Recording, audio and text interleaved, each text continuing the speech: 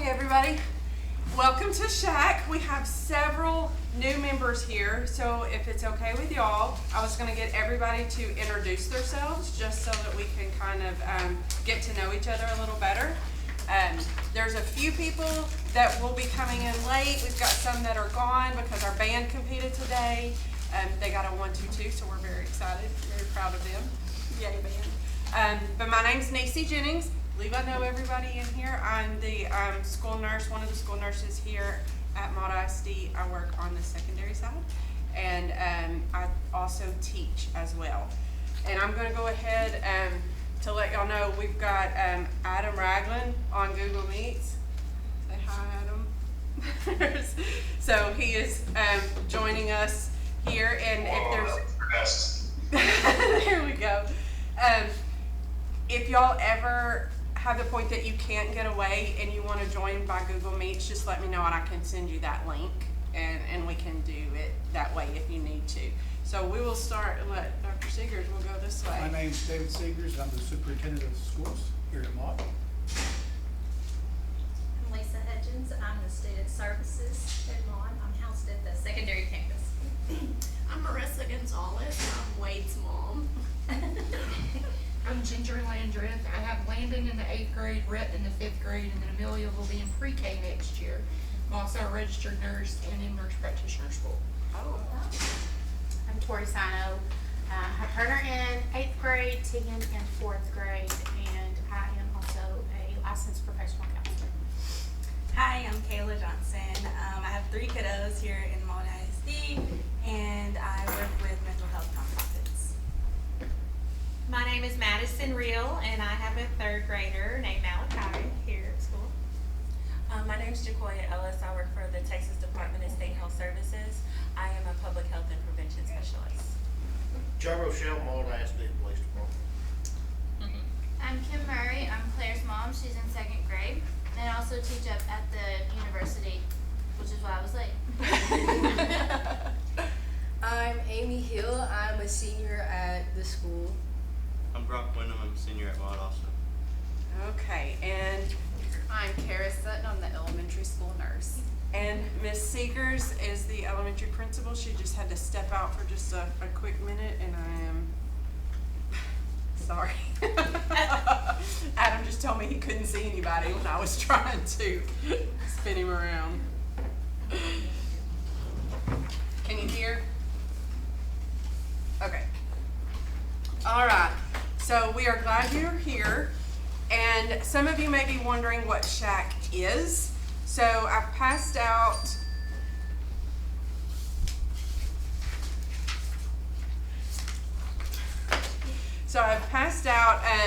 a piece of paper to kind of let you know what SHAC is. So I believe that healthy kids learn better, and to keep our kids healthy and in the classroom, because they learn when they're in the classroom, and so that's part of what SHAC does. So a little history behind SHAC. It's a Texas law, requires that the establishment of a SHAC for every school district. A SHAC is a school district created advisory group consisting of members from different areas of the community and the school district. The job of the SHAC is to make sure that the school district's school health programs reflect local community values. So SHAC started in 1995, and then it's been amended since 2001. It says it's the Texas Education Code, section 28.004. If y'all are very interested, I can get you more information on that. It expanded the duties in 2001 to include recommending policies, procedures, curriculums, and strategies for health education appropriate for specific grade levels. And so throughout SHAC, since I've been here, there have been different things that the school has brought to SHAC, and SHAC has been the one that helped to make the decisions. Some of them were placement of AEDs, purchasing new AEDs and the placement where we put them. Some of them were our emergency red bags that are in our classrooms, and Dr. Seegers is going to talk more on that here in just a second with our district vulnerability assessment. So all of those things are things that came through SHAC. So when we have anything health related, we bring it to SHAC, and y'all are the ones that we talk to it about. And it's not just health. We're gonna talk about, and so that you see, if you look at this model, it's whole school, whole community, whole child. So in the middle of this model, the middle part that's green, that's our kids. Our goals are to keep them healthy, safe, engaged, supported, and challenged. So that's what we want for our kids. And then the outside is the community, and these are different ways that we do this. Health education, PE, nutrition, health services, that's Kara and I, counseling, psychological services, their social climate, physical environment, employee wellness, family engagement, community involvement, all the way around. So those are ways that we try to make sure that those 5 pillars for our kids are met. And that's why y'all are here, part of why y'all are here. So that's just a little background of what SHAC is and why we've invited y'all, and we're so thankful that y'all are here. We have students on our SHAC because sometimes adults have great ideas, kids have better ideas because they're the ones in the middle of it. They're the ones that see and know, and they've told us, yeah, I think that'll work, or no, that's not gonna work. And so that's why we have y'all here, and we're very excited that y'all are here. We also have 2 more that are on the SHAC, Hannah Rainey and Gavin Robinson, but they are both gone with band right now, so they are not here at the moment. But that's why we have students on as well, because we want to get input. And for those that have been on SHAC before, you know that we do have, we have them talk, we have them engage, we go back and forth when we have our discussions. So do y'all have any questions about what SHAC is, or why we've asked you to be here today? Okay. All right, so Nurse Kara's got to take off for just a minute. But I will give you an update as far as health-wise, what we're looking at. So Nurse Kara and I are working on our vision and hearing screenings right now. It's required in the state of Texas that we do screenings, pre-K, kinder, 1st, 3rd, 5th, 7th, and any new kids that come in. So that's what we're in the middle of right now. And before Thanksgiving, our goal is to go ahead and take care of our spinal screenings. So we've got those coming up. Illnesses right now, we're okay. We just got a break, so we're probably gonna get hit. At the very beginning of the year, we did have some sickness. We had strep throat and COVID come in at the beginning of the year. It's about to be flu season. I'm scheduling flu shots. I've got them set up for the employees. I don't have them set up for students to have available yet, but it's in the works for them to come to the school for flu vaccines, so we're working on that. Right now, that's kind of where we're at. When Kara gets back, we'll kind of jump back in and let her talk about that. Yes, and I'm going to talk about that at the health fair here just a little further down. So for nurse updates, we'll let Kara jump in when she gets back, but Ms. Hudgens, you have some student support updates for us. We are preparing for our Red Ribbon Week. And I don't know if last year was the first year that y'all did the drug-free rally, but we're doing that on Wednesday. And what that will be is we will have Officer Vaughn will come in with some the goggles that make it seem like you're impaired. We'll have those here. We'll have a table with vaping, the dangers of vaping, and what all that can look like. I actually have x-rays from a lady who has shared them with me, what her lungs look like when she went in the hospital. So we'll be sharing those. We'll have pumpkin decorating for different organizations. There will be hot dogs for the high school that FFA is going to cook for us. Ms. Sino is going to do a table on addiction, what addiction looks like. I've contacted a pharmacy to work on learning about prescription drug abuse. Because a lot of times when we think drugs, we're thinking cocaine and marijuana. We're not thinking prescription drugs. And so I've been in contact with New Boston Pharmacy actually, so I'm waiting on them to get back with me on that to cover that piece of it too.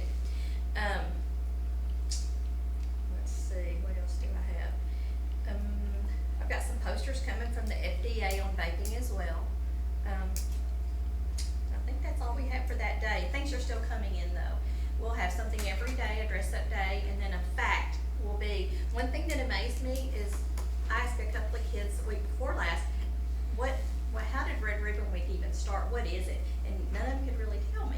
And so I went back and looked at the history, which is it's not good, but something good came out of the gentleman's death. So we're gonna, if we're gonna do something, why are we doing it? Why are we doing it? And so we're gonna go back and kind of revisit those things. But we'll have little facts each day that will be announced, and different things to help the kids just remember. So that's kind of where we are. We're still finalizing all the plans, but it is coming together. So if any of y'all know anybody or know anything that would like to come that day and do a table and have some things along those lines, just please see me after this meeting, because I'd love to have you. You said next Wednesday? No, it's the 30th. Oh, the 30th. It is the 30th, yes ma'am, it's a couple of weeks. Okay. So if y'all know of anything, pamphlets or anything to hand out, we would love to. The more I study about, I know more about vaping now than I ever thought I would, just because this lady has really piqued my interest. A lot of middle school kids, that's when they're starting, is middle school. And so I started looking at things for middle school, because if we can get them, and this is what she looked, the lady, she's out of Texarkana, she's been so nice. She didn't want to come talk because she's very shy, but she's sharing all her information, and I've just been really, wow, just blown away. So, but middle school, we're doing everybody, but middle school is really, I think, where I want to dig that in. This is true. This is an x-ray of somebody that in Texarkana. This is what it looks like. So it's not just fruity tasting. So anyway, that's kind of where I am on that. I want to ask you two, if y'all don't mind, as far as for like drug-free rally and things that we're doing, what do you think speaks to the kids most to actually get the message across? Do you think what we're doing is working? What other ideas do y'all think that we could get the message of leave the vapes alone, leave the drugs alone? Well, I do like the sound of the idea as going to the middle, like mainly hitting the middle schoolers with it, because it's better to go ahead and get the situation and nip it in the bud rather than letting it develop into an addiction.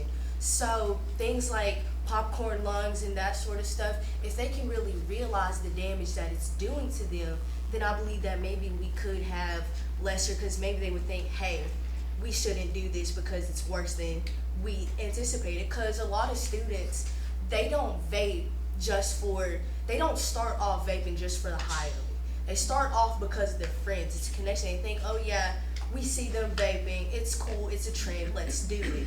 That's the main start of the vaping. If we can discourage the friend groups. Yeah, if we can discourage the vaping between, oh yeah, just because I see it, I should do it, then we could have less of the actual, because nobody's realizing the damage that it's doing. These are just middle schoolers. We're talking 10, 12, we're talking like 12, 13, 14, that sort of age group. They're not, I'm not going to say mentally mature, they're not realizing. They don't know the same knowledge that all of us do, because once we hit high school, we start to maybe get into a health class, because even some of our high schoolers don't know the damage that it's doing. So the portrayals of your person, her case, and then we have, because it's like she said, it's not just vapes. But I'm really with the idea of giving out more information rather than just saying, don't do drugs, because kids these days, they don't really listen in a sense anyway. If they don't have a true, I'm not going to say fear, but if they don't have a true realization, then they won't listen to it. Like, I can sit up here and tell you that watching cop shows and all that sort of stuff is bad for you, all this stuff, but then you can go right home and be like, it's not that bad, let's still just watch TV. But if I sit up here and tell you that extended periods of time in front of the TV can damage your brain cells, it's what's causing, you to be lethargic and that sort of stuff, then maybe it comes to realization that, oh, maybe I should spend a little less time today. Of course, it's not instantaneous either. Just, it's not going to hit them immediately, but giving them the facts and allowing them to know, sooner on later in life, they'll start realizing, okay, this is taking effect, this is what, we should listen to this. What's the best way to get the facts to them? Well, I'm liking her idea of, going back based on her idea, giving some hard, straight proof. Showing them what it's doing to them. I don't know, I'm talking like we can show them pictures of lungs. This is what your lungs is going to look like if you keep this up.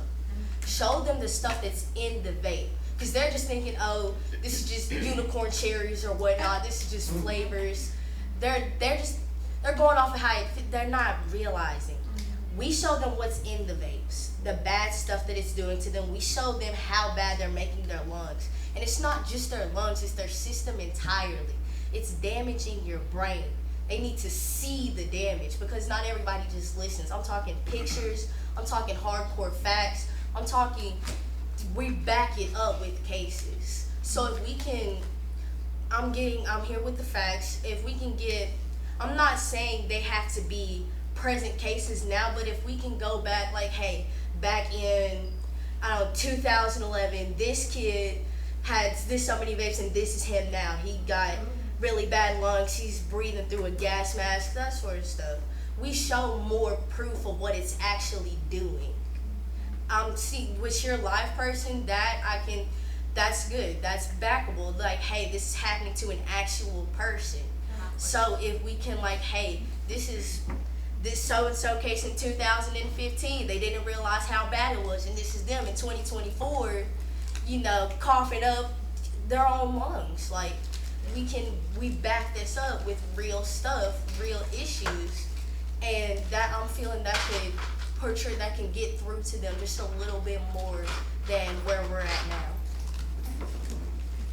I know the director of the Haven Homes in Texarkana, and it's possible that I could probably get her to come and talk. What about a student assembly? What about a student assembly and having people that are dealing with addiction come and speak to these kids, high school and middle school? Well, it doesn't even just have to be in October. I mean, Right. that's something that, That's something that could be done Yes. like before prom, those kind of situations. I know I grew up in Texarkana. I went to Texas High. We had DARE and all of that, and then come prom season, they had the whole rec scenario. We did those kind of things. But I mean, you're absolutely right. My sister's 36 and has lung cancer from vaping. She, never smoked real cigarettes. I could probably get her to come and talk, and I could reach out to the director of Haven Homes. that'd be See. great. The If we could lady get that to her. she shared all her medical records with you. Yes, She's my been sister very did a big article open. in the, like Alt magazine or whatever. Gina McDuffie, Gina Lansdale. That's Is exactly that- her that- stuff. Okay. Oh, Very funny. Yeah, that's my I sister. contacted her on Facebook and she sent me her stuff. Yes, that's my sister. Oh. And then my other sister is a recovering addict who went through Haven Homes and is now with her family and doing beautifully. And there's some real good, strong people there that could get to some of these kids, I think. I think it'd be a good idea. Oh my goodness, it's a small world. She said she was too shy to come speak. Yeah. That's what she told me. I'm not the shy one. But she did see me. I have her chest x-rays and her scars. And yeah, she was very open. She's very passionate about this. Very passionate. Yeah, I'm thinking a little, but now on the more realistic side, pictures, things like x-rays and stuff, I feel like that could also help a lot, cause a lot of, especially in nowadays, books, on paper, words on paper, that sort of stuff, to kids these days, it's just, man, not gonna read that. You sit up there and put a passage in front of a kid, they're gonna read the same sentence over and over, they can't tell you anything, cause it's an attention thing. They're not gonna sit up there and read word for word for word. They're not going to absorb it that way. If we get the pictures and we show them what it's doing, like if you have a younger kid, a toddler or something, you can't just stick a book in front of them with a bunch of words and whatnot. You're not gonna hold their attention. That's what the pictures are for. They're like, hey, that's a turtle. You got the pictures there to help them absorb what they're reading over. So if we can have things like x-rays, we have pictures to show them what they're learning about, then I feel like they can absorb more of the knowledge that we're trying to give them. I understand that not a lot of people are just open about x-rays because addiction, it's a bad thing. It's a sensitive subject, but it's something people need to be aware about. They need to know about these kind of things because it's happening.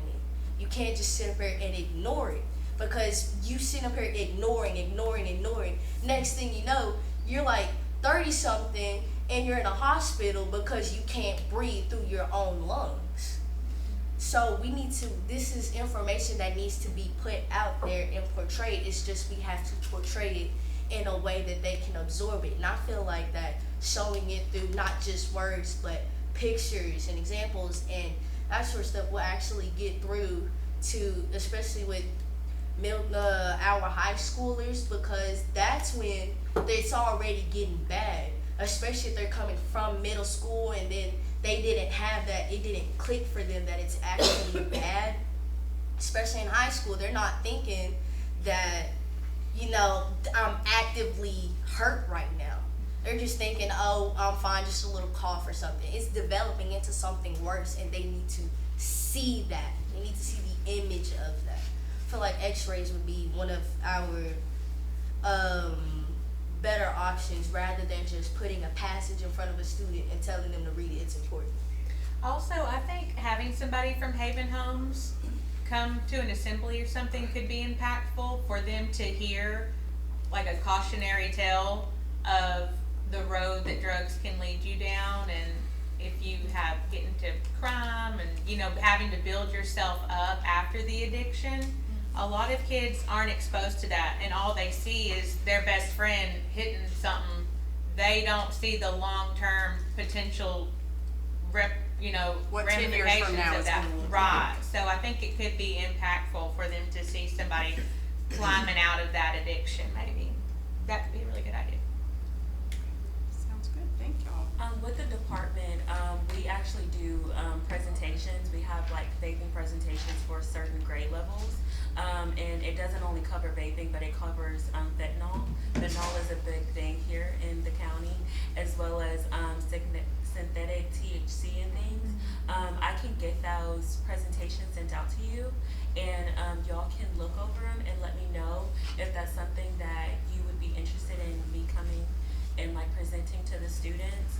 Okay. There's one that there's like a kind of like default one that we use for the department, and then there's one that I can make on my own to kind of adjust it to the audience, to make it not so wordy, because like you said, kids are not going to follow words. I'm not going to read a presentation with a bunch of words on it and stuff like that. But yeah, those are some of the things that we do with the department. And I'll pass out one of my little flyers, and it just has like a list of different presentations we can go over, or services and resources that we do offer with the department. Everything is free, and I'm actually going to Red Lick on the 23rd and doing a vaping presentation. And so like you said, like it comes with the facts, it tells you exactly how these companies are marketing towards youth, because their brains are not developed, so they don't have the mental capacity to actually make a fair judgment on this is gonna change my life forever. So it's like it comes with those type of facts, as well as the facts about the drugs, like fentanyl and things like that, as well as like a little bit of law stuff in there. So I can send those out to you. Okay, thank you. Yeah. That'd be great. That would be great.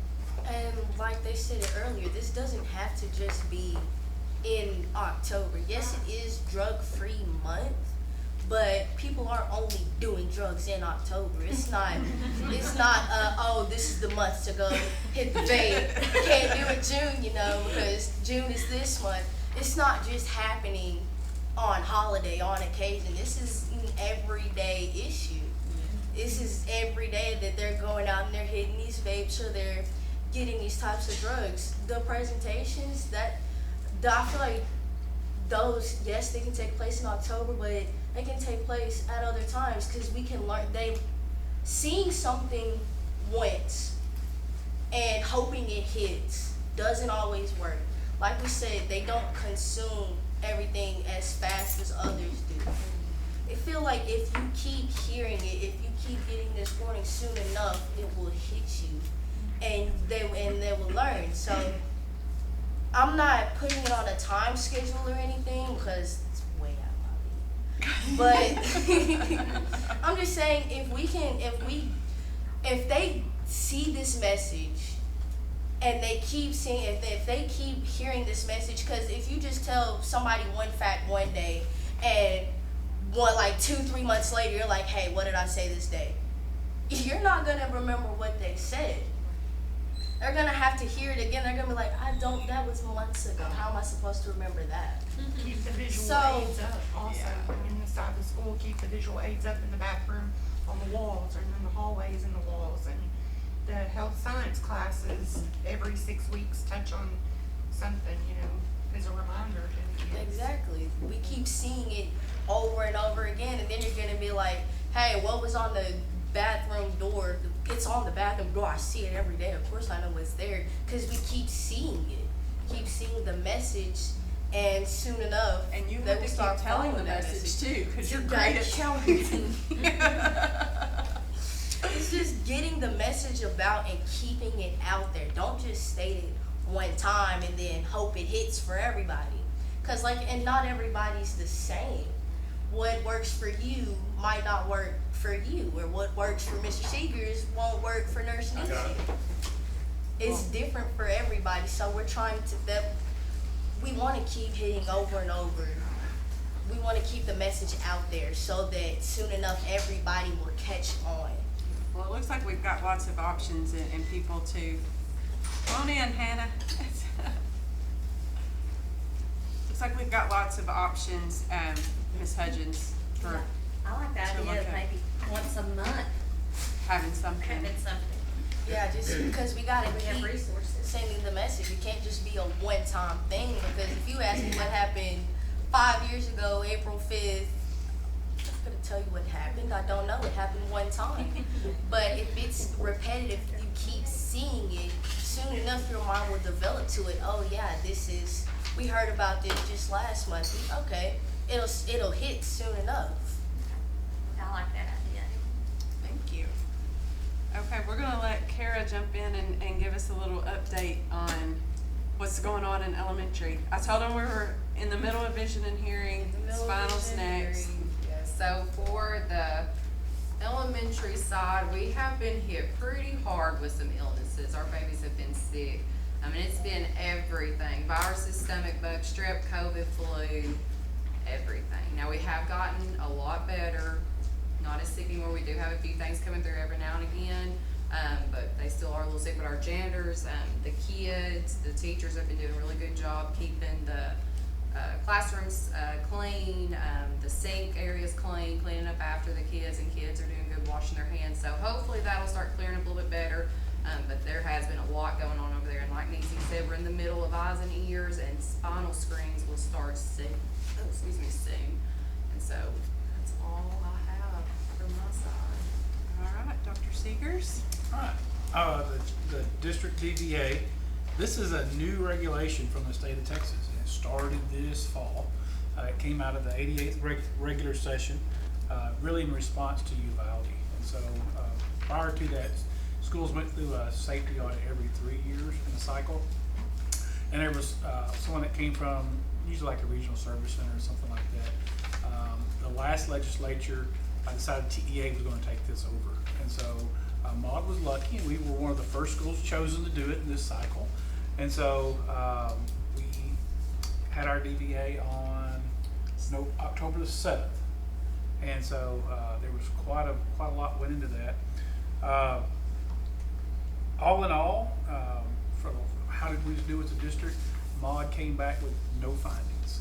And so for a district to have 0 findings is pretty hard to do. So it's commendable to our leadership that's been here, our board of trustees, our administrators, our staff, all those people that work in there that enable our district to be safe. It was really a great score. But I won't take just a second longer, because Dr. Thompson, who came out and spent the day with us, he was floored with Nurse Nisi and the things that we're doing as far as our school health. And so he actually told me, he said, I wasn't sitting there making notes on what Nisi was telling me, I was taking notes on what she was telling me. And so of all the schools that he's been to, he said that Maud was the absolute best as far as health and that piece right there. So kudos to Nurse Nisi, and that also goes in with the SHAC program as well. because this program here is one that, you know, looked at where the AEDs are placed around the district. Remember last spring, this committee here also voted to spend excess funds to buy another AED to put into the rock gym. And so all those pieces there, you know, blood kits that are strategically placed around the district, Narcan. and on site, you know, the Narcan, the what's the other one? Epinephrine, all these pieces here that are life-saving devices. You know, the emphasis in the media really is the school shooter setting, but you know, we're more likely to have a kid have a anaphylaxis, or you know, last year the whole district was trained in CPR, and I like to pick on my building. They were like, well, we've never had to do that. I said, well, y'all should be doing it, because I'm more likely to have a heart attack than anybody else. I want y'all to be able to save me. And so, you know, so all of our staff has been trained in, you know, those life-saving pieces there. And so that has been a piece that, you know, Dr. Thompson, as our evaluator for the state, said, you know, y'all are doing a phenomenal job. I do want to give credit to Brian Strobin at Bloomberg ISD. You know, he and Lee Gill came out and spent the day with us, really helped us on, you know, fine-tuning some pieces there as we prepared for our DVA. So MAUD will be compliant upon approval of the school board with this right here, and so that's a big thing, and we won't have another DVA for at least 4 years. And so that doesn't mean that we stop doing the things that we're doing there. We continually work through those, and one of the things that we've said was, you know, I promise you there'll be changes to our practices next year, because we're going to see a way to improve it, and we're continuously working to improve that practice to take care of our students and our staff. So kudos to the district. You know, it wasn't just principals or the nurse that got questioned. I mean, we had custodial staff question, we had teachers question, we had aides question, you know, so it was a programmatic approach to this, and that was the one thing that Dr. Thompson came back and said, your people know this. He said, everyone I talked to was straight on point. And so they knew how to take care of it, you know, make sure the kids are safe, you know, and what to do if something goes wrong. So that's the big piece there. So we're very, very blessed to have all the supports that we have here in Maud. So very excited to share this report with our SHAC community as well. Okay, the next thing that came out of part of the DBA was mental health training for staff and different things that we could do, because the mental health side of things is growing as compared to when I was in school. So I really don't know where to go with that. Let me jump on that for you. So out of the 88 regular this last time as well, the legislature mandated that everyone that has regular interaction with students have to go through a mental health training program to be able to see the telltale signs of, hey, this student's in stress, or this is, you know, having trauma, or these different pieces here. So we historically have done mental health training in the district, and we had enough mental health training to pass our DVA. But for all staff that regularly interact with students, we've got to work on that piece right there. And so I was so excited when I heard how many people were here with mental health today. I'm like, this is good, because Maud needs some work here. Okay? So, but we do need to put our staff through mental health training. The one that was sent to me from the state, I can't think of the name of it off the top of my head, but it's like a 7-hour training piece. Is that the one that? Mental health first aid. Yeah. And so, so anyway, it's like a 7-hour training. The piece for us is being able to schedule it in such a time so that we can train our staff and actually still have school. And so, looking at our calendar that we've already got set for the year, there are some small trainings throughout the year, but looking at that last week of May is typically where we like to do our whole group trainings, so we can knock out a lot of staff at one time and not interfere with the instructional component of the school. I would say somewhere we got elementary principal on top with secondary principal, and she said that would work for her as well. And so trying to find some times in there. Now, I don't have times back from those providers at the service center yet, since I have health providers here, is that training that y'all offer as well?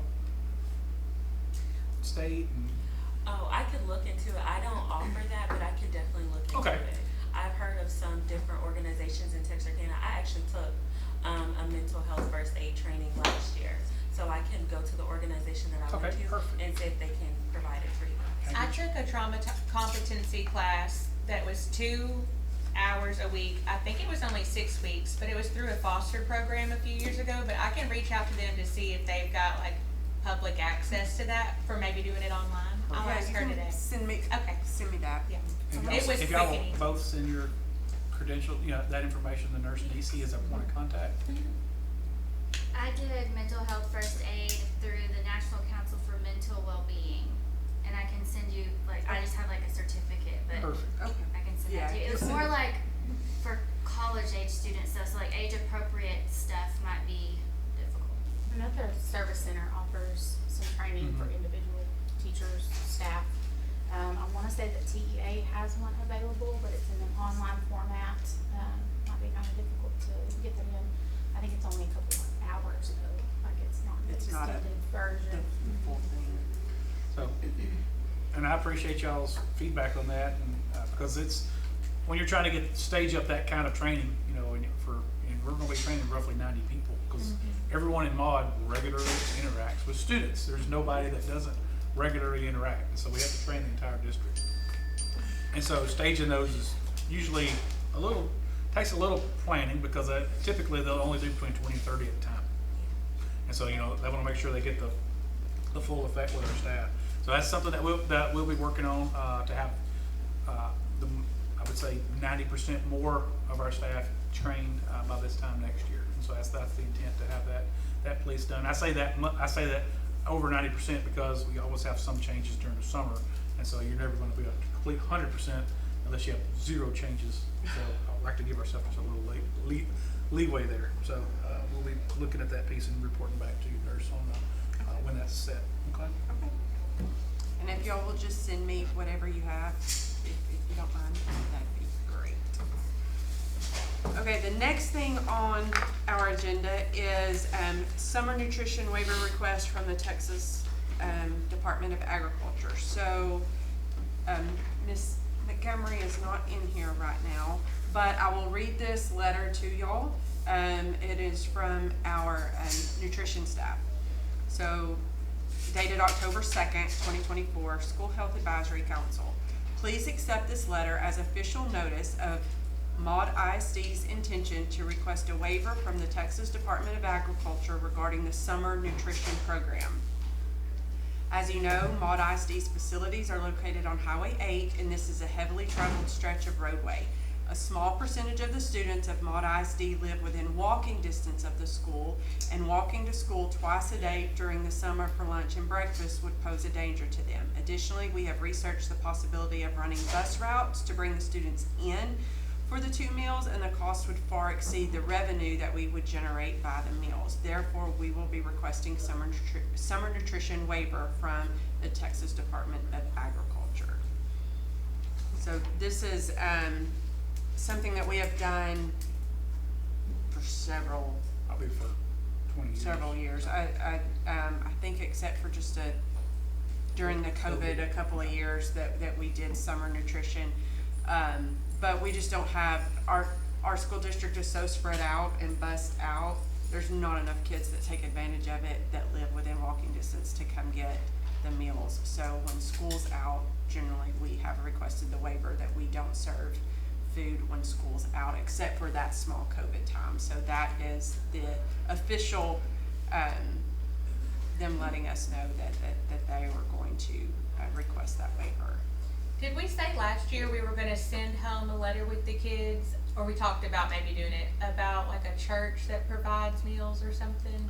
Or we were gonna look into it? Yeah, we do have food pantries. I know that MAUD First Baptist Church has a food pantry, and I think at the elementary, do we still have the backpack that goes home with certain families? Good. So we do provide that way. Good deal. Any other comments on the food? Well, so wait, So the students actually pick, like, the ones over the summer that live within walking distance, they actually just go to the school. I mean, like, I just want to hear the process real quick Well, because we're requesting that they don't that do we that. don't provide that because there's not enough participation. Because when we did provide it, they didn't There come. were just a few students. Yeah, they didn't come. So wait, why aren't these students just receiving the bags? Like, you know, you send home the little bags and the backpacks. The ones that are for sale within walking distance, why don't they just receive those as well? Because I mean, you're saying that beforehand, you're signing so that they don't have to go to the school In the summer. during the summer Yeah. to go get that. Okay, I see what you're saying. Basically, it's It's just- in the past, when we've stood that up, we had probably fewer than 5 or 6 show up. And by the time the district spends the money to set up the kitchen and prepare all the food and pay the staff, the state of Texas only pays us off meals served. And so we don't generate enough money to back justify that up. that. Yeah. And then the school ends up losing, and so it means that they had to cut money from other programs during the school year because that's the budget that you work with. And so it's to preserve that rest of that academic year so that we can stand up to services that we stand up each year without taking away from those programs. Okay, I hear what you're saying. So, And the backpack meals are not provided by the school, that's an outside entity who does that, and they don't do it once school's out. That's why that stops. Yeah, I was curious. I thought they did that. I thought that they served over the summer as well. They The don't. backpacks, they don't, they stop the last day of school and then they'll start back when school starts back. But it's an outside entity. Okay. Yeah. Good question. Okay, the next thing on our agenda is the Maud ISD Health Fair. So this is the first year that Nurse Kara and I are doing this. So our students are out on October the 28th. It's a teacher work day. So we are hosting a health fair. And we are having Krista St. Michael come in.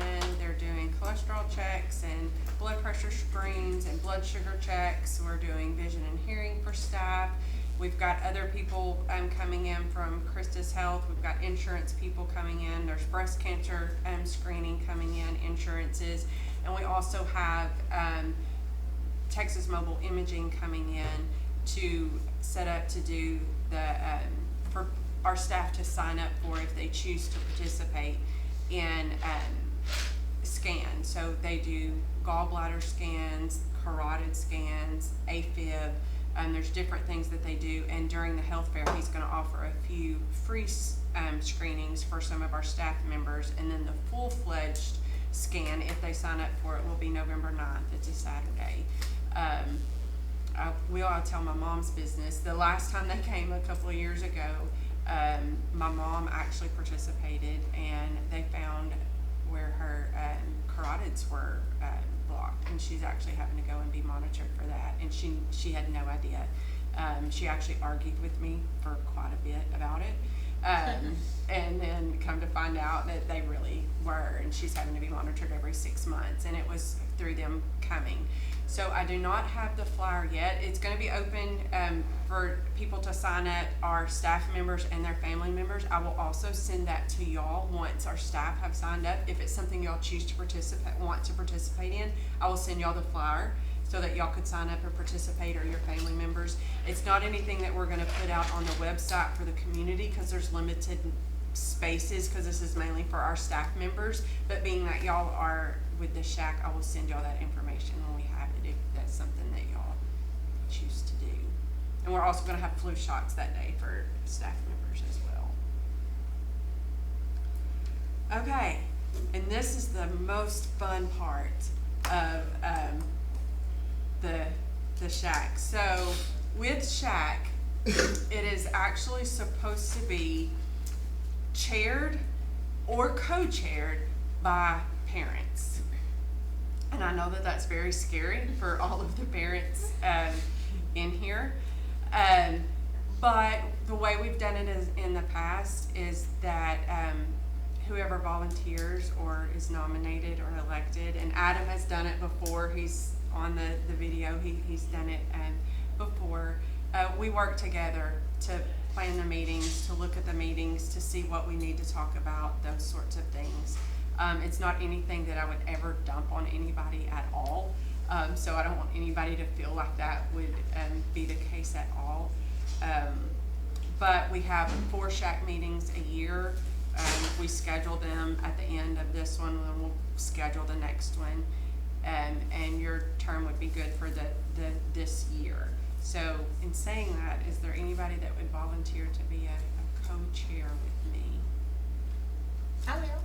Got Madison and Ginger, okay. Do y'all mind both being co-chairs with me? Okay, then, so we're going to, we've got Madison Reel and Ginger Landreth that have both, volunteered to be co-chairs with me. I'll do that, I guess, as a motion. Does everybody, accept, say, I do? I do. Any opposed? Y'all are stuck with me for the year. Right. I love SHAC. I think this is my 3rd year to do it, and it's so neat to see what all planning goes behind every month awareness, you know, and all of the things that we do for the kids. I love seeing it. That's why I asked Kayla to do it with me this year, because it's really neat to see.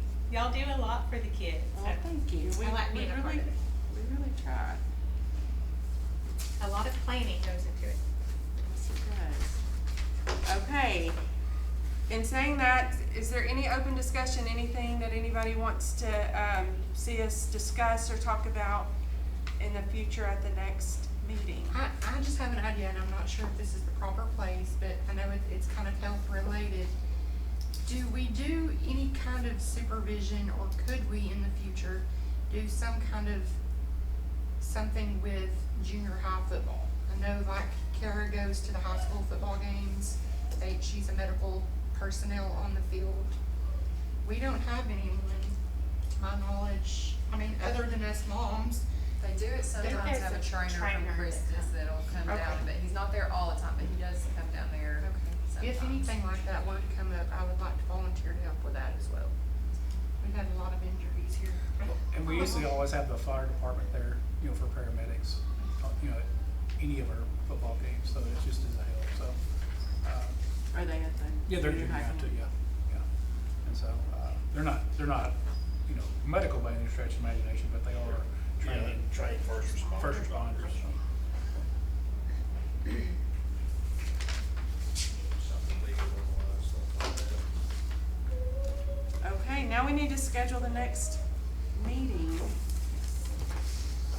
Yeah. When is the UIL thing? Is that here? Fourth? 6, is UIL the 6th? On my calendar. I'm pretty sure it's the 6th. On a Friday. Almost positive.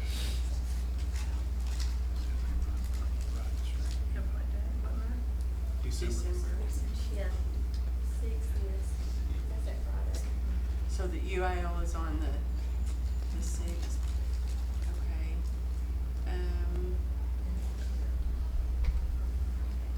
So, Yep. okay, what about the, Yep, December 6th. do we have anything on the 3rd or the 10th of December? I think trying to get a meeting in before Thanksgiving would be a lot, so I'm trying to look at December.